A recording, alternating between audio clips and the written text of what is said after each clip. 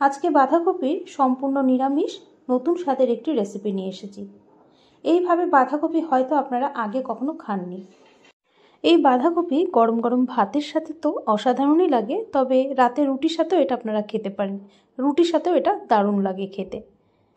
তো কি করে এটা বানাবো আসুন দেখে নেওয়া যাক আমার আজকের রেসিপি দেখে ট্রাই করার পর যদি ভালো লাগে তাহলে অবশ্যই একটা লাইক দিয়ে দেবেন আর সাথে শেয়ারও করে দেবেন। আর যারা নতুন দেখছেন আমার আজকের এই ভিডিও, তাদের অনুরোধ করব চ্যানেলটিকে সাবস্ক্রাইব করে রাখার জন্য। তো শুরু করছি আমার আজকের রেসিপি।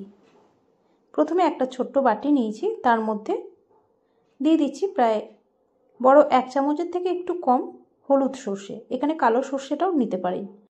ওই চামচেরই দিয়ে দিচ্ছি 1 চামচের থেকে একটু কম পোস্ত দানা। ওই চামচেরই দিয়ে দিচ্ছি 1/2 চামচের থেকে একটু কম রাঁধুনি।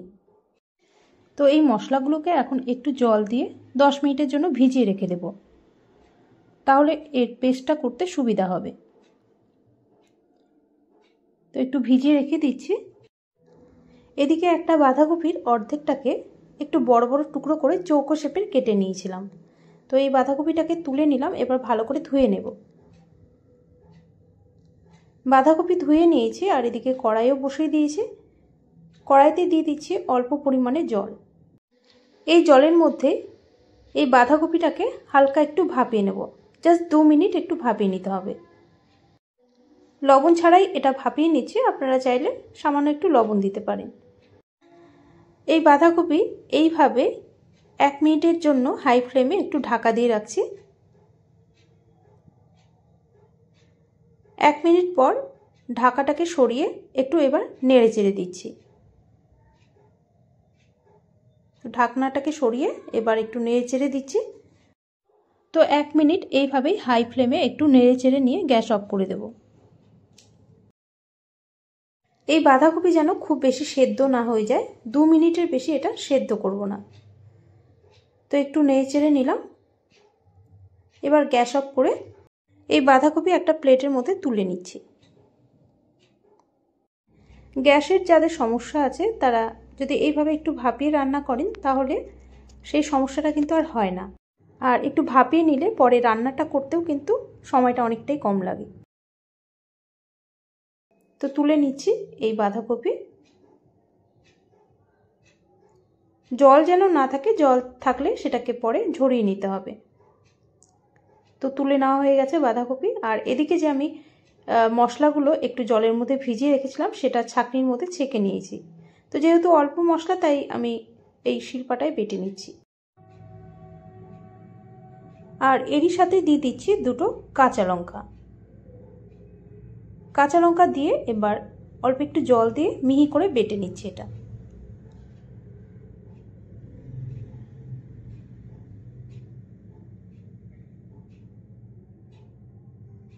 তো দেখুন আমার এটা বাটা হয়ে গেছে। এবার একটা বাটির মধ্যে এটা তুলে নিচ্ছি।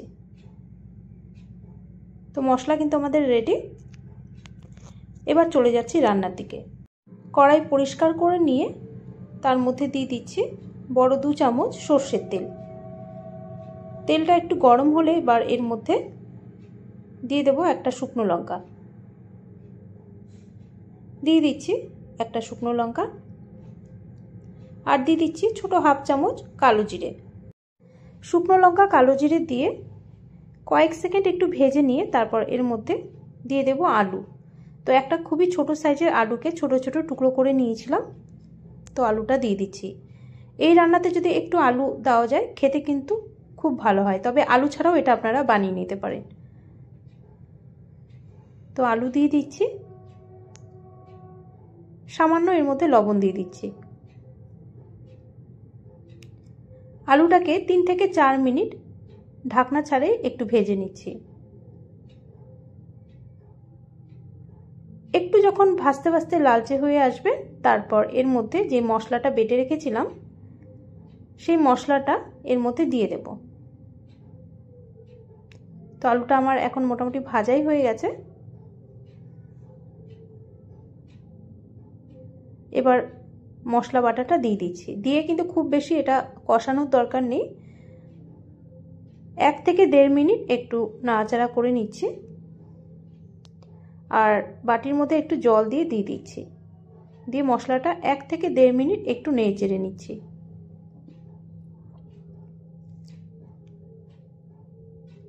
একটু নেড়ে চেড়ে নিয়ে এবার এর মধ্যে একটা দিয়ে দিচ্ছি মিডিয়াম সাইজের একটা টমেটো, এইভাবে লম্বা লম্বা করে কেটে নিয়েছিলাম। টমেটোটা দিয়ে দিলাম। এবার দিয়ে দিচ্ছি এর মধ্যে ছোট 1/2 চামচ হলুদ, আর দিয়ে দিচ্ছি ছোট 1 চামচ লঙ্কার গুঁড়ো।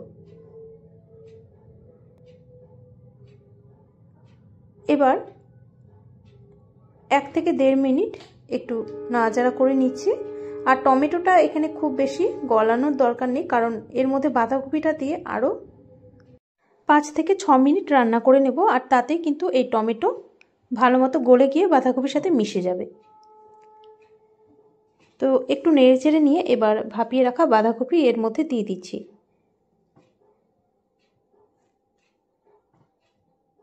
এবার স্বাদ অনুযায়ী লবণ দিয়ে দিচ্ছি এর মধ্যে, প্রায় ছোট 1 চামচের থেকে একটু কম লবণ দিয়ে ভালো করে এটা মিশিয়ে নিতে হবে মশলার সাথে।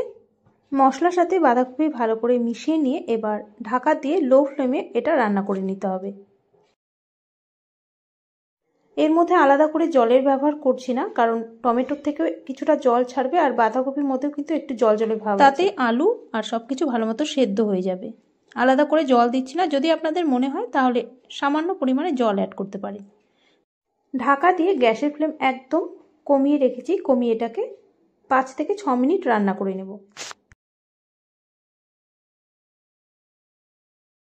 প্রায় 6 মিনিট হয়ে গেছে, এখন ঢাকাটাকে সরিয়ে দিচ্ছি। আর মাঝে একবার আমি নেড়ে চেড়ে নিয়েছিলাম ঢাকনা খুলে, তো দেখুন এখনও কিন্তু একটু জল জলের ভাব আছে, আমি কিন্তু আলাদা করে একটুকু জল দিইনি। তো আমি দেখে নিচ্ছি আলু দেখুন ভালো মতোই সেদ্ধ হয়ে গেছে। তো এই যে একটু জল জলের ভাব আছে সেটাকে একটু শুকিয়ে নিতে হবে। তো গ্যাসের ফ্লেম এখন মিডিয়ামে রেখেছি। তো নাড়াচাড়া করতে করতে এখন অনেকটাই জল শুকিয়ে গেছে। এবার সবশেষে দিয়ে দিচ্ছি অল্প ধনেপাতা কুচি। ধনেপাতাটা এখানে অবশ্যই দেওয়ার চেষ্টা করবেন, তাহলে কিন্তু রান্নার স্বাদটা ভালো আসবে। আর দিয়ে দিচ্ছি ছোট 1 চামচ চিনি, যেহেতু নিরামিষ। ধনেপাতা আর চিনি দিয়ে বাঁধাকপির সাথে ভালো করে মিশিয়ে নিচ্ছি। তো মিশিয়ে তারপর গ্যাস অফ করে দেব। তাহলেই আমাদের তৈরি এই দারুণ স্বাদের নিরামিষ বাঁধাকপি। নিরামিষ এই বাঁধাকপির রান্নাতে একদমই অন্যরকম একটা স্বাদ পাবেন। তাই একবার অনুরোধ করব এইভাবে আপনারাও বানান, আর কেমন লাগলো সেটা অবশ্যই কমেন্টে জানাবেন। আজ তাহলে এই পর্যন্তই। আবারও আপনাদের সামনে চলে আসব অন্য কোনো দিনে অন্য কোনো নতুন রেসিপি নিয়ে।